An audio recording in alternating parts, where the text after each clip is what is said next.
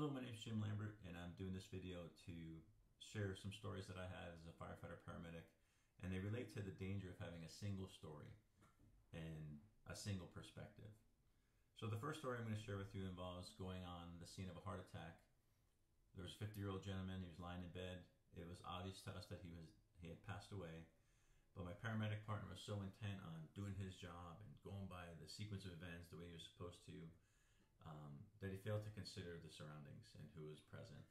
So he put the EKG monitor on, confirmed that there was no heart rate in two different leads, checked for morbidity, lividity, and as he had done all those things, the ambulance company that was coming in to assist us, he heard him, he stepped out in the hallway, and he gave this signal. Took less than 2 seconds to do, but the three little girls who were the daughter of the gentleman that had passed away, they ranged from ages from 3 to 7. They saw that, and they burst into tears.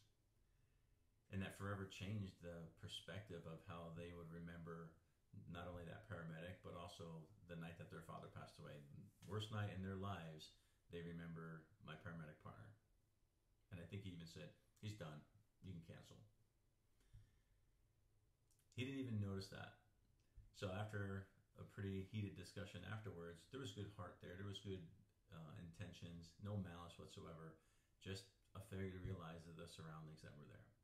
Now, if that was the only story you heard about that person, you might wonder what kind of a person that he was. But that incident completely changed him. He is now one of the best paramedics in the field, not just medically, but also emotionally. He goes out of his way to notice different things and support people. He even has like a pseudo voice when he talks to old ladies that people make fun of him. But he's very considerate and he learned from the situation. Another example of where that person learned from that, and we all did, was we went to a fire that was a house fire that was fully involved. The second floor was completely, there was fire everywhere. We went into the first floor, not a lot of fire there, but we knew it was coming. We knew we were in for a long night. And as we started to advance the hose line, my partner went out to help advance the hose line from outside. And on his way out, he grabbed a wedding picture out of the hallway. And he brought it out and he gave it to the captain who gave it to the homeowner.